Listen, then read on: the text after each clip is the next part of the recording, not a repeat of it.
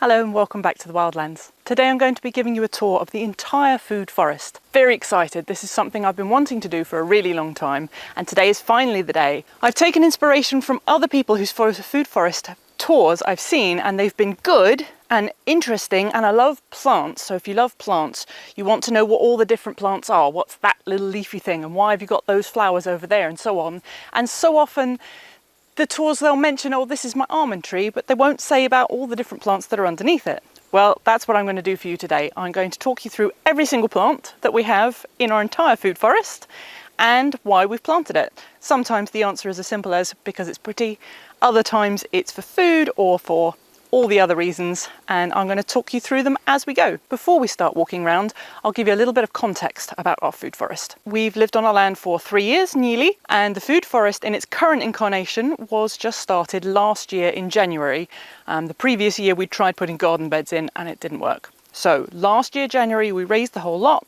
We had friends around to help us dig swales. We have 4 swales with corresponding berms to capture water, and then we've done all the planting. So everything you see here, when we do the whole tour, everything has just been growing since last January, which when you see the size of some of the plants, like this magnificent enormous thyme in front of me, seems almost impossible, but I promise you it's true. The idea of the food forest, when I hear the word forest, I think of lots and lots of trees, tall trees, maybe like a pine forest or a deciduous beech forest or something like that, and this doesn't look very foresty. We're in the middle of some pine forest and woodland, which is very nice, but what we're actually creating here, it's probably more of a garden, but food forest is the permaculture term for what we're doing. So we are interspersing trees with perennial vegetables, with annual vegetables, with herbs and flowers, and so on. Our food forest is on our land in central Portugal. In the winter we can go down to about -6, but it's usually only for a few hours, so we don't get really hard frosts like we used to in England when we lived there.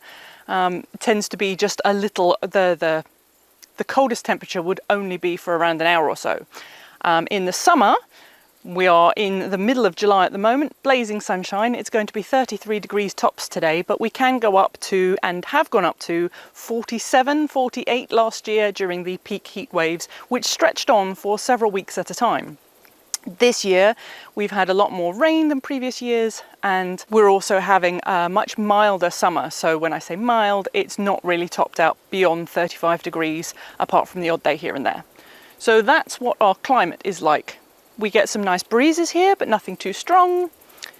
Lots of sunshine, the sun rises over there and sets over there. When we were looking for land, we wanted south facing, because that's what we've always thought was best for you. We wanted so that you can get the most sunshine in your land, but if you're in central Portugal, it's really hot, you don't want to be south facing. We're actually kind of northeast facing down that way. Right, well I think that's enough background. Let's get on with the tour. In front of me is the first swale. It does a little curve and it's got a short path in the middle of it, which also acts as an overflow. Planted on the first berm is an absolutely enormous thyme plant. It's fabulous, it just keeps getting bigger and bigger. Of course, it's only a year old. I planted it from seed last spring and it's really, really happy. Lots of strawberries. This here is a perennial kale, and every year it puts out little shoots on the sides, and then we pull those off, stick them in soil, let them root, and then we've got more perennial kales. Sunflowers, just because they make us happy. We do try and save some of the seeds for our chickens, but the goldfinches tend to get there before us, which we don't mind at all because they're lovely little birds. The big monster plant here, this is a comfrey. Comfrey is fantastic to have in your garden or in your food forest. It has so many uses. First of all, it's a dynamic accumulator. That means it's got super deep taproot and it pulls up all sorts of nutrients from in the soil, and it makes them then available in its leaves. So when the plant dies, when the leaves naturally die off at the bottom, or if you pull them off like that, shred them and drop them on the soil as a mulch, when these rot down, it returns all of those nutrients that it pulled from deep in the soil, so it makes them available for all your other plants. You can also put these leaves shredded up into a bucket of water, leave it for a couple of weeks, it gets a bit stinky, and then you use that water as a natural fertilizer. And we usually mix 1 part in 10, 1 part of comfrey juice to 10 parts of water in a watering can, and we just use it on the tomatoes, anything else you think could use a little fertility boost. The final thing you can do with it is you can chop it and drop it like this, and you can feed it to your chickens. Behind me we have a little orange tree. He's set in a circle. Around here we've got some chives at the base, some lobelia and snapdragons just because they look pretty. And at the base we've got some globe amaranth. It's my first time growing it.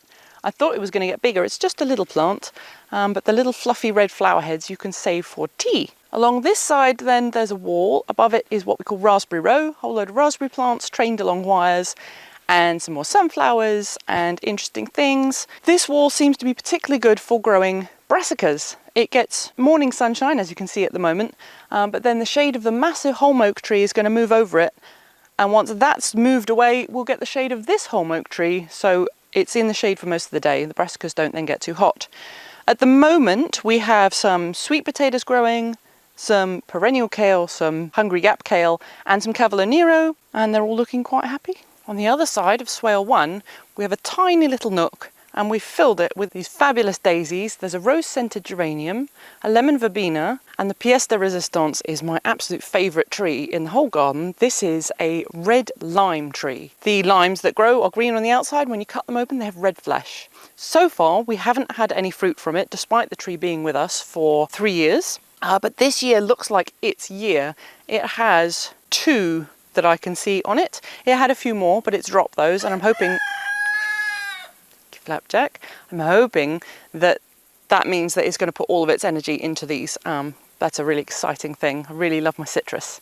At the base of it we have a plant called mini mint, also known as Corsican mint, and it doesn't grow much higher than this, about 1 inch, and it likes to spread and it likes to droodle. It's very good to have in pots droodling over the edge. It has a really strong minty scent, and I just love it for ground cover.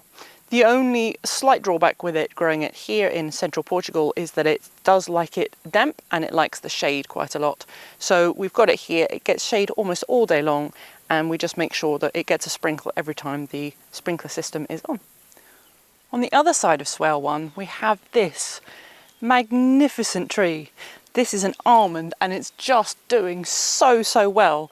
The first swale in the food forest gets the most water. Anytime we accidentally overflow the IBCs when we're filling them up, the water pours in here. All of the time it rains. When it rains on the whole nursery area that's up there with our cold frame and our polytunnel, all of that water eventually channels down this path into this swale, so it's getting so much water. Its first 2 years with us, it gave us 2 almonds in the first year and 3 almonds in the second year, and this year it's got about, I'd estimate about 50 almonds on it, but it's just putting out so much growth. I did actually prune it this spring, and I chopped off all the tops to manage its height, and I gave it lots and lots of space inside, so all of these stems that you can see, they're as thick as my thumb. They've all grown just this year. He's getting a bit big for his boots. It provides so much shade behind him going across my spiral and the other plants that are here on the berm, and that's what we want. He's giving us a food crop, he's mulching the ground when he drops his leaves, and it's providing shade for the other plants, and the tayberry is starting to climb up him as well, so that's stacking the functions in our food forest. Behind me you see the frame of a polytunnel that we've covered with rebar so that we can grow things up and over it. Now the biggest plant behind me here, this is a thornless blackberry. It's actually Rosie's. When we first planted it, it nearly died. That's a common theme in our garden before we really understood the climate and what we were doing. But we've moved it, we've added it some extra water for it, and it's absolutely thriving this year. It's gone great guns. It's spreading left and right and up and over the top. When the stems hit the ground, then they'll put out roots, and then you can snip off the stem, dig it up, and you've got a whole new plant, which is excellent. Propagation, we love it. It's covered in green blackberries at the moment. There's one ripe one all the way up there at the top, which we haven't been able to go and get yet. We're very excited to have a nice crop of big, fat, juicy blackberries. And without the thorns, you don't have to worry that you're going to get caught on things, and it's not too much of an evil plant to be working with. Down at the other end, we have a kiwi. I don't actually know what kind of kiwi it is anymore because we bought it 3 years ago and we've lost the labels, so we have absolutely no idea. If you want to grow kiwis, they do grow very well here in Portugal. You have to have one male, and he can have at least up to 6 or 7 female plants. We're hoping that we have one male. We also have a little kiwi here, and there's another one that's behind me. So we have 3, and again, as I say, we've lost the labels, so I don't know if we have 1 male and 2 females, or possibly 3 females. We haven't had fruit, but that's because this year is the first year that's really gotten going. So it's entirely possible that next year we'll get flowers and kiwis. The purpose of having them growing up and over is to create shade on the inside of the hoop house, which is where I've got my tomatoes growing. We have cosmos behind me, one of my favourite flowers. They attract pollinators, they're just beautiful. On this side, this is a hardy hibiscus, Hibiscus syriacus. It comes from Syria, so you know it's used to cold temperatures and it can also deal with droughts. He's looking a little bit sickly at the moment, and that's because I left him in his pot for a little bit too long, but he's gone in the ground now, and I think he's actually even got a little bud here, so that's very exciting, and hopefully he's going to get really, really big and bush out and put some shade on the back of the hoop house here. Behind him here we have a clary sage. Then what else do we have? A grapevine here and another grapevine here also to grow up and over the hoop house. Then some hollyhocks, just because I love them, and you can eat the flowers as well. They're going to get nice and big and tall here, and they'll probably screen off the whole of the hoop house. And now I'll take you inside the hoop house where I grow my tomatoes. These are in the sun all day long, and as you come back here, we're in the deep dark shade. The plants are all the way up here. In fact, I've pinched the tops off of these ones. Look, they're trying to burst through the roof of the hoop house here. We have got lots and lots of tomatoes though. On their way, they were just slower to put the fruit out. Going down this side, you've got the fabulous pink cosmos. I've actually got some little cucumbers on the inside of the hoop house ready to grow up, but they've been so slow to start this year. I'm not sure what's wrong with them. And if you go right to the very, very back, behind the tomatoes back here, there's some Cavolo Nero, dinosaur kale, and some hungry gap kale. There's some marigolds and basil interplanted. They're very good companion plants. Obviously you can eat them as herbs. There's some dill back here and a little block of holy basil tulsi, which was an experiment because I have it elsewhere in the sun and it's not doing so great, but back here in the shade it's loving it. It's leafing up, it's getting very big.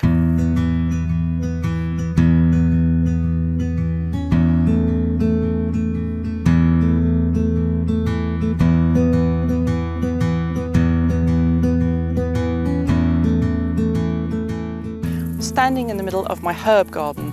It's gotten a bit big and a bit unruly when I planted everything. I thought I was going to have neat little herbs, and they've just taken over and done their own thing, which is fine with me. So here, absolutely covered in bees and butterflies of all different types. We have oregano, which has all gone to flower. This is mugwort. In its second year, last year it didn't do so well, but this year it must have really got its roots in. And mugwort is wonderful. You can use it for flavouring soups and stews. You can also use it, apparently, to encourage lucid dreaming and very vivid dreams. You can either pick the leaves and use them to make teas, or you can put them in a little pouch under your pillow. The big bush here, this is a colecarpa, not a herb. It's one of the first plants I bought for our food forest. And I bought it because at the time in the autumn it was covered in teeny tiny little purple berries. The purple berries are edible, you can use them to make jams and jellies, but they're so small I don't think it's worth the bother. So I leave them on here for the insects and the birds to eat. But it really is, it's a beautiful plant as is, and it's even more beautiful when it's covered in berries. Here with the purple flowers, and on my right we have hyssop. I grew those from seed. In fact, I grew everything here apart from the colecarpa from seed, so it's all doing really well. It makes me very proud when I've grown something from seed and it gets huge. Again, the bees and the butterflies absolutely love hyssop, and we use it I dry it for tea, or we use it fresh, steeped in hot water. If you have a cold or a cough, it's particularly good for respiratory ailments. Lemon balm, same thing, we use it in teas. It's very good for calming anxiety, and it just tastes really lemony and fresh and zingy. Around behind me we have some more mugwort, we have some mint. And at the very back we have yarrow. Now the yarrow I thought was going to grow very tall, but it wasn't, as it turns out, as tall as the mugwort. So I'm in the process of digging the yarrow up and putting it further down in the food forest so that we can see its beautiful pink flowers. The spiral bed is one of my favourite little creations. It's just a bit of fun, and growing along it we have obviously hundreds of sunflowers, very beautiful. And then this year in the spiral I've chosen to put chili peppers. Most of them are cayenne, and we're going to pick them when they're ripe and dry them and then powder them so that we have our own cayenne powder to see us through the winter. Some of them are called Vesuvio, and they haven't put any chilies out yet. They've been busy getting all their flowers ready, and then they're going to have their chili peppers popped up all over the top like this, like little pretty hedgehogs. Never tried growing them before, but they seem quite happy in the spiral too. Strawberries. Covering the berm on the left there. Lots and lots of strawberries, sunflowers. Around the spiral, there's the thyme, dill, a kumquat, it's hanging in there. Tansy, big sage plant, grew this from seed 1 year ago. It's gotten huge. Lavender, chilies. Another tayberry, whose stick is not holding it upright. It just wants to sprawl. Let's get rid of the stick. It's obviously really, really happy, the tayberry, but we don't want it to cover the path, so I need to give it something to climb up. I'm hoping it'll climb up this fabulous almond, but it's not quite long enough for that yet. This is a feijoa going round the top of the spiral here. Pineapple guava. Very exciting. Not had fruit off it yet, but again, it's been getting its roots going all last year, and this year it's finally put on some growth, so maybe next year. Some violas, pass the time. Orange Cosmo. This has just gone in a couple of months ago. This is a pomegranate tree, and I've never grown pomegranates before. They have the most gorgeous little flowers. Look at that. The first time I saw the bud, I thought it was a pomegranate because it looks very pomegranate-y, and then it popped open and did this, and then it looks like this. Very strange. Fingers crossed for pomegranates. And then we keep going around the spiral past all the chilies to the Vesuvios in the centre. Oh, and there's some chives down there as well. Chives are good for pollinators when they put their flowers out. You can eat the flowers, you can eat chives. Lovely.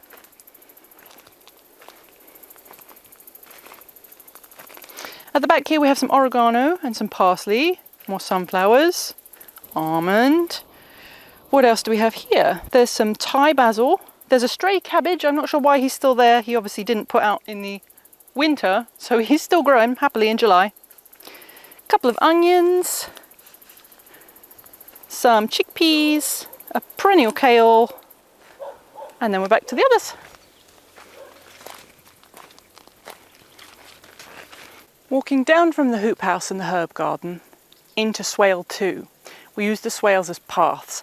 Every spring I dig them out a little bit deeper, then we refill them with straw and put wood chip on the top to create a nice mulch to keep the moisture in. Should it rain, the water collects in here and soaks into the ground, creating a plume underground. We also sometimes top that up from our well, which we use to fill IBC water containers, and then we let that water just flood out as an added bonus for the soil. Haven't needed to do that this year. So that's our swales as paths. This is Swale 2. The first plant we have is a plum tree, which has not given us any plums, but it looks like it's suffered this year from eating by flea beetles.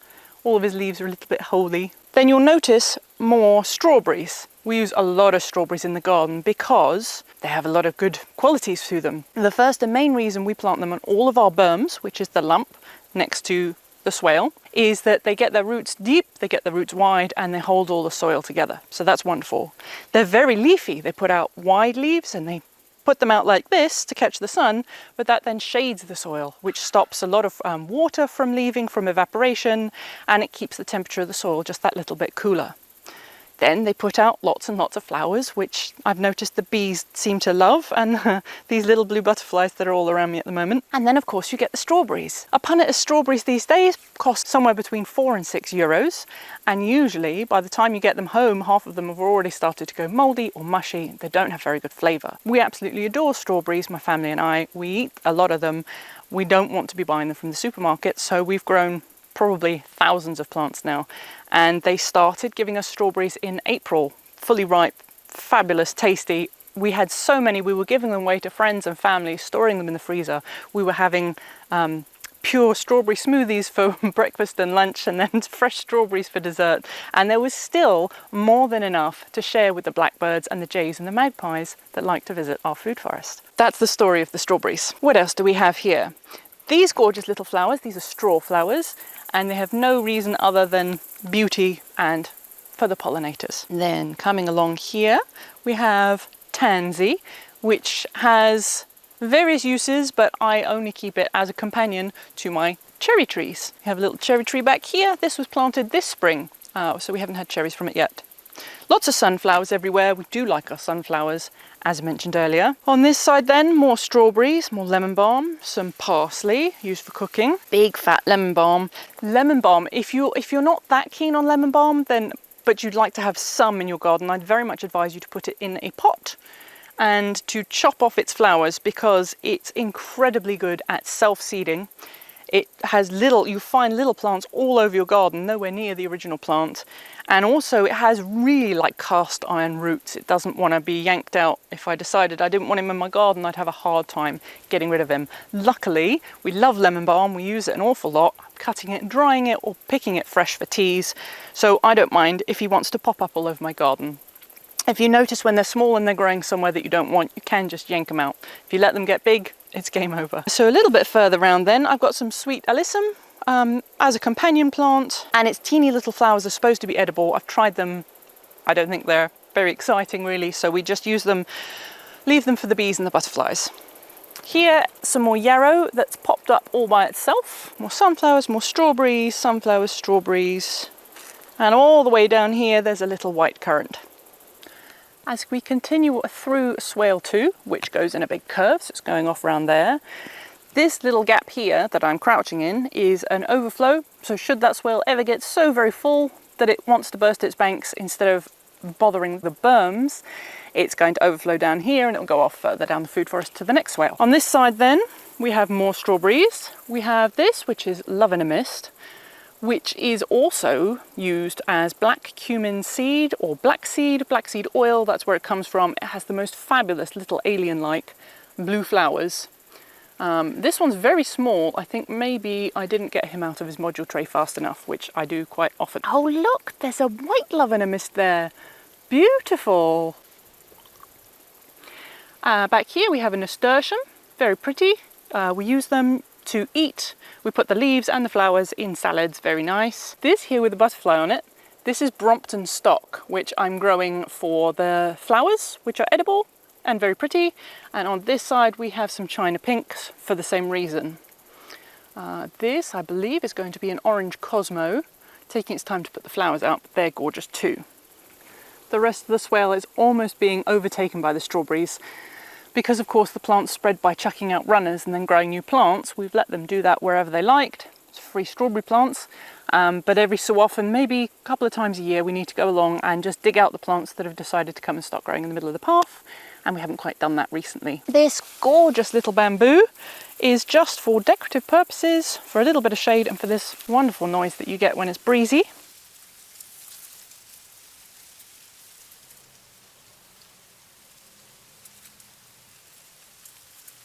Here we have mint. I know we're going to have people telling us that we shouldn't have mint growing in the ground and that we're mad and it'll take over and that it's very invasive. We actually find it to be quite a useful weed suppressant, because if mint is growing, then the weeds can't grow because there isn't any soil available for them.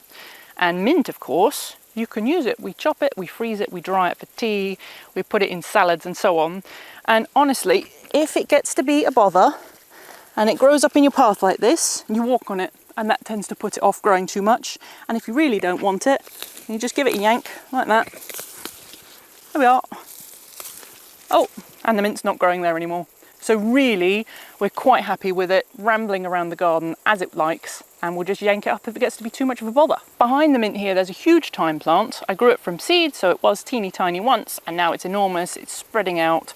It doesn't mind the drought. It loves the sun. It flowers, has beautiful little flowers on there, which the bees absolutely adore. And then once it's done flowering, it sets seed, and then you get little thyme plants everywhere. There's one just there I can see, and a few around here as well. And the same as the mint.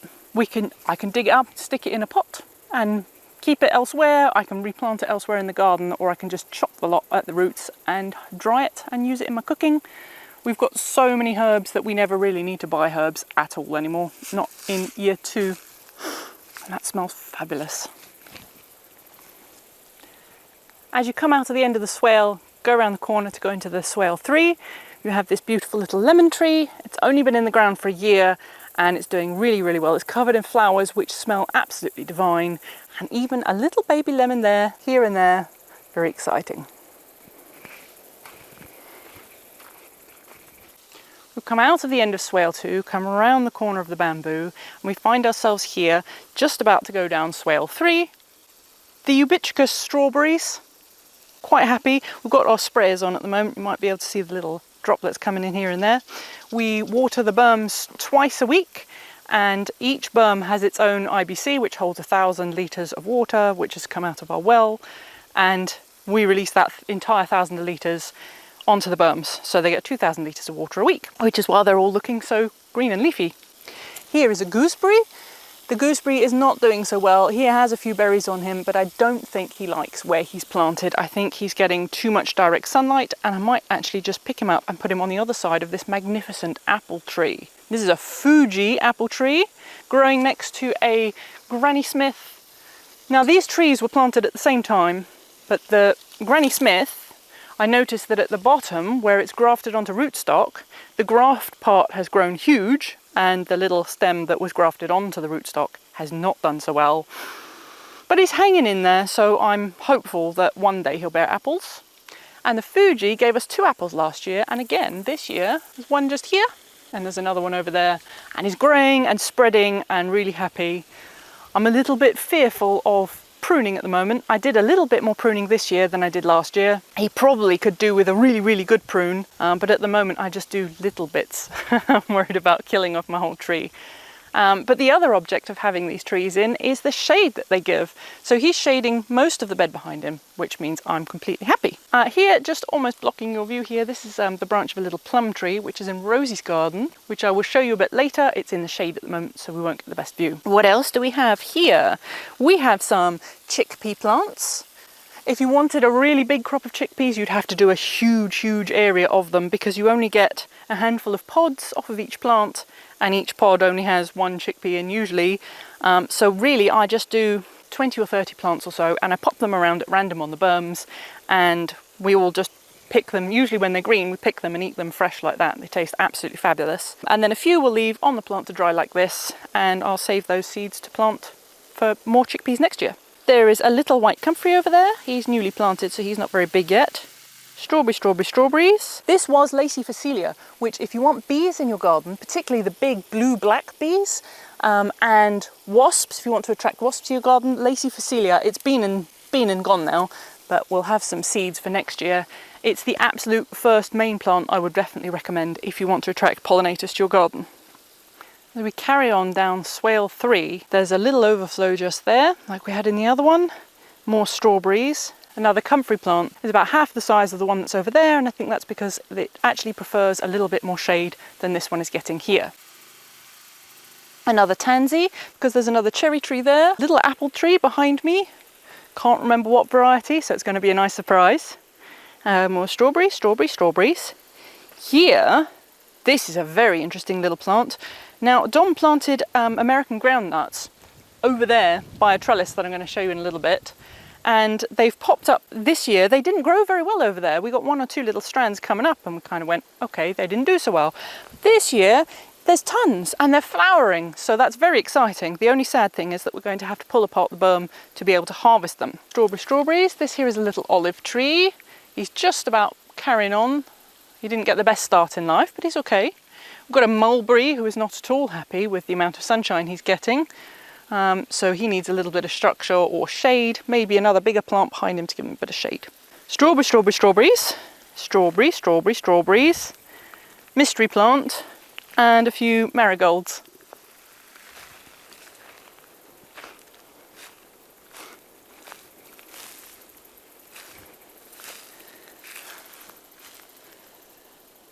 The marigolds you see there at the end of berm 3.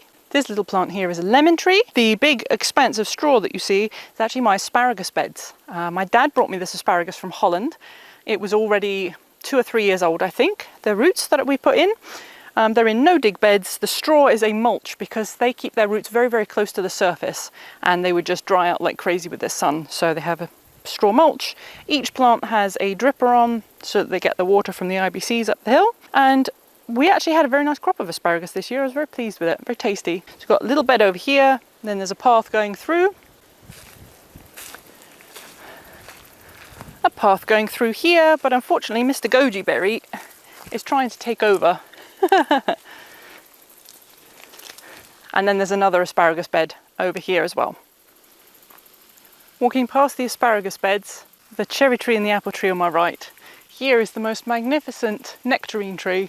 Last year it gave us 8, maybe 10 nectarines, and unfortunately the birds got to them before we did, and they pecked at every single one. The ants moved in, we lost the entire crop.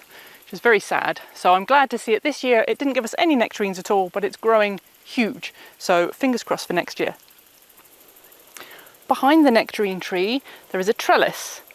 Now, growing up the bottom of the trellis over here on the left is pickling cucumbers for gherkins. We've had quite a decent crop already, got 2 or 3 jars worth, and they're still putting out more.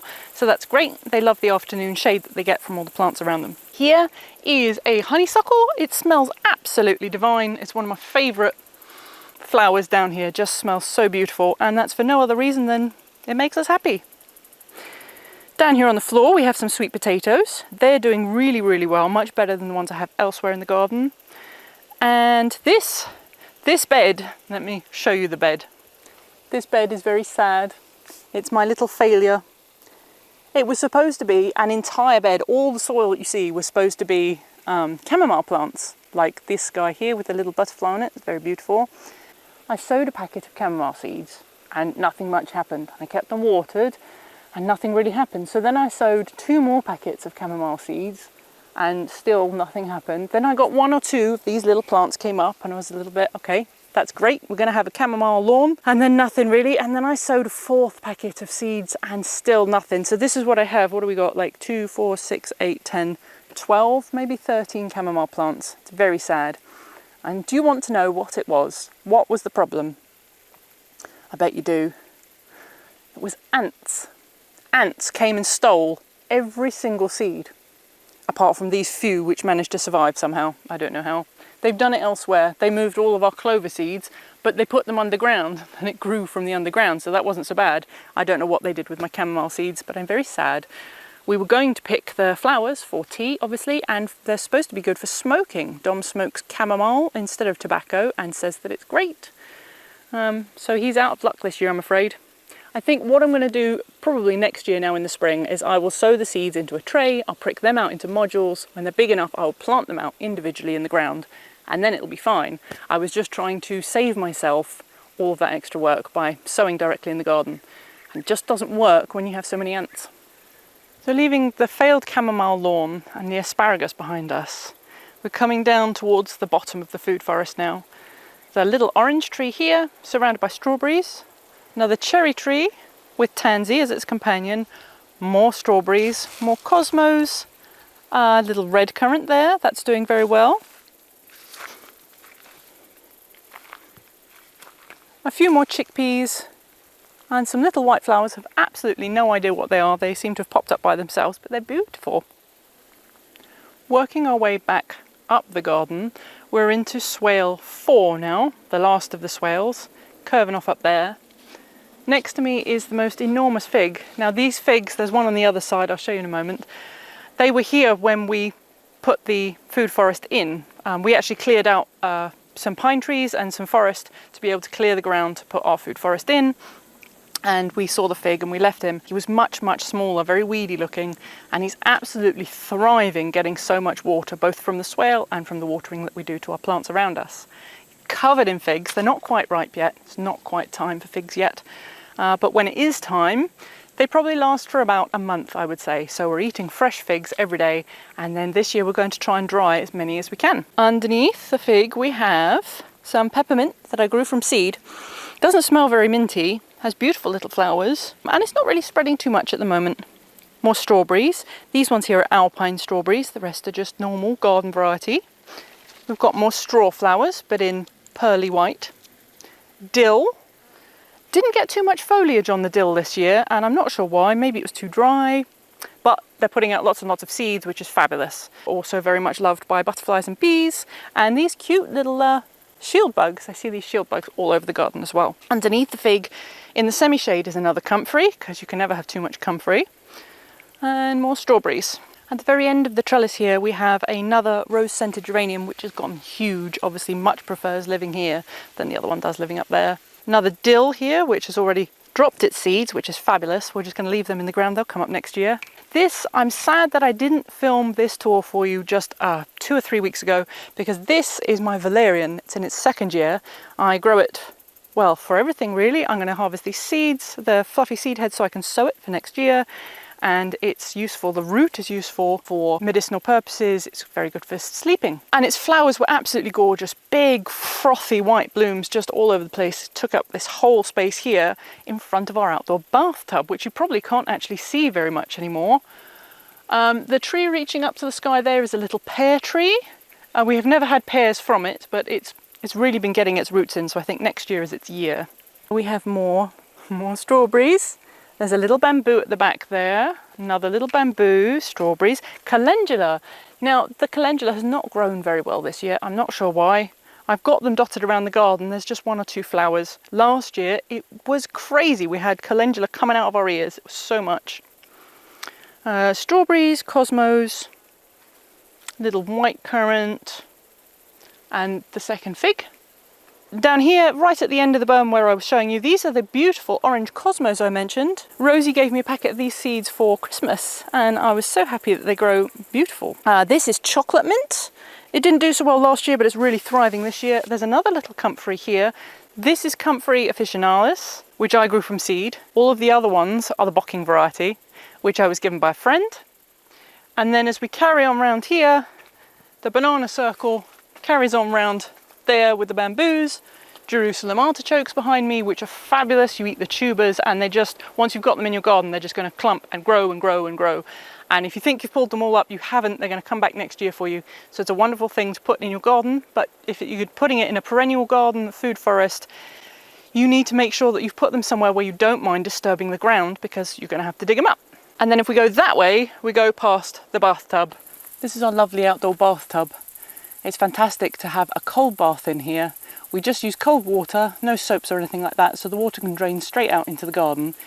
It's really fantastic for cooling down on the hot summer days. Unfortunately, we can't use it at the moment because wasps have moved in.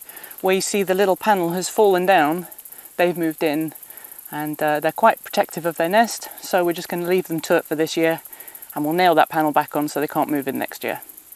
Underneath the fig we have this fabulous rhubarb. It's in its 3rd year now. I was given it when it was already a grown plant, and we dug it up and moved it when we put the swales in. I nearly killed it the first year that I had it because I gave it too much afternoon sun. It didn't like it at all, no matter how much water I gave it. So that's why it's gone under the fig. It gets lots of morning sunshine, which it loves. And the sun moves around there, and then the fig shades it for most of the rest of the afternoon. It's now split itself into 3 crowns. So next spring I might dig 2 of those up and move them elsewhere in the garden and keep one, let it get really big here. I love rhubarb, love to eat the stems, turn them into rhubarb compote and have it with yogurt. And we chop the tops off and use them for biomass in the compost. Very good for that. On my other side, I have this fabulous plant here. This is an evening primrose and it smells absolutely divine. And it's made these mad stems. I think my trouble with it is that I've planted it where it gets too much shade. So it's really leaning out, stretching out. They should be tall spires going straight up, and it's reaching out for the sunlight. Evening primrose is biennial, so I planted it last year and it just made a flat rosette about this high, just flat leaves towards the ground. So I thought when it flowered, it would just do a few little flowers. And actually in its 2nd year is when it puts these big spires up. And you can see on the end here, these are buds. And all of these from here, these are the seed pods. So it started putting out its first flowers here, and it just keeps putting out a few flowers, and then they die, and the next ones above it come up. Evening primrose has a lot of medicinal uses. You can use the seeds, you can eat the roots, you can eat the stems, you can eat the flowers. Has all sorts of uses. Plus it's absolutely beautiful. And by coming up Burn 4, we've reached the banana circle, the pièce de résistance. Absolutely so beautiful, feels really tropical. We've got carnas growing here with their fabulous little flowers up on sticks, leafy. I mean, it's very impressive, these bananas. Now this is Dom's baby. He designed it and created it, so I'm gonna let Dom tell you all about it. So the banana circle is now in its 2nd year. We planted it in May of last year and it made it through its 1st winter, which you can see in a separate video where we wrapped it to protect them over the winter. And you can see here on my right, I've got one of my 2 giant Abyssinian bananas, the Musa Onsante, which is towering above me, must be at least 3 meters tall, and I'm rather hoping that that's going to flower this year and maybe even fruit. It has little red fruits which are very sweet, so that's very, very exciting, so fingers crossed. Behind me at the back we've also got the Musa Dwarf Cavendish, which despite its name of being a dwarf still gets to 3 or 4 meters high, and they got taken down to ground level at the winter, so they were protected, but they didn't do very well. But they've all come back. They're now about 1/2 meter tall, getting nice big leaves. So again, I was hoping they were going to fruit, but it's unlikely they'll fruit having been taken down to the ground, so they may fruit next year, and that again is my goal. So let me take you round the banana circle and I'll show you what we've got planted. So taking you round some of the plants, here we've got Carna Durban. That one I grow just because I like it. It's one of the rarest Carnas, and it's got beautiful striped leaves, has an orange flower. You can see it's spread quite nicely. Here's one of the Musa dwarf Cavendishes that I mentioned that made it through the winter, and it's actually several bananas here, some pups. So here's the main one in the middle, about 1/2 meter high now, pup next to it, and that hopefully will provide fruit next year if we can get it through the next winter okay. And then hiding underneath we've got a somewhat small elephant ears that has overwintered successfully, which is why it's a bit small, but these do get huge. And then along the back here we've got a lot of much bigger Carnas which we're growing for biomass.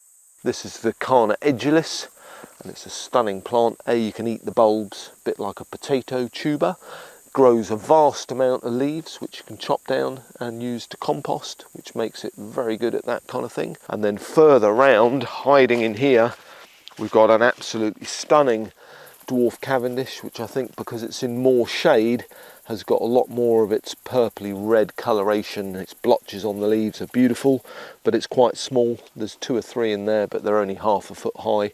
And again, another elephant ears lurking. Along the front, we've got some baby lemongrasses, which are growing very slowly this year for some reason. Last year they got huge up here, so they need a good fertiliser, I think. And we've also got a few other little bits and pieces. We've got some nasturtiums, some different Carnas, much bigger elephants here, hiding here, with lovely dark green leaves. And then we go back round to another giant Abyssinian red. And then on the very front over to my left, we've got the Chinese dwarf bananas. And then also along the base here, we've got a variety of gingers and turmerics, particularly round this side in the shade. And then you notice on the left here, it's also very tall. I planted that on the border, primarily to create all this lovely shade here and make it look nice and tropically. Got some bird of paradise at the beginning, some different coloured Carnas, these lovely pink ones here that are just going to seed, some self-grown lovely big bamboos here. These were famously cut up with a hacksaw in one of our most famous early videos, doing very, very well. More Carnas, different bamboos. We've got some alpine strawberries down at the base here. Some smaller Carnas, some red Carnas, and it creates a lovely tropical vibe.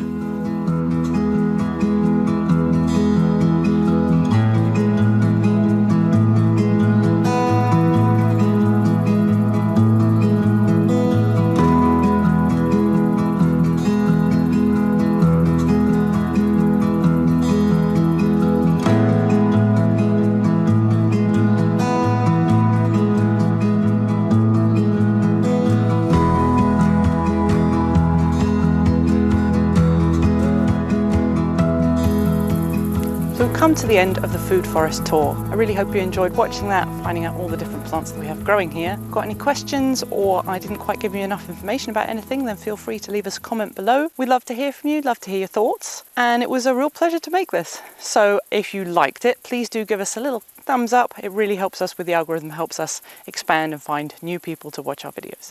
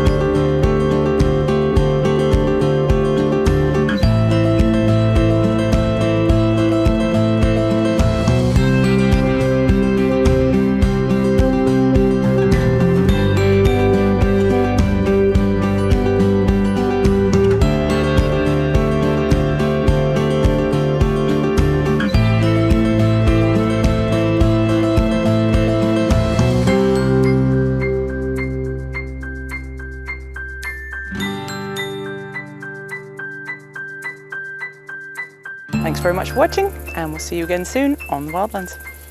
Bye.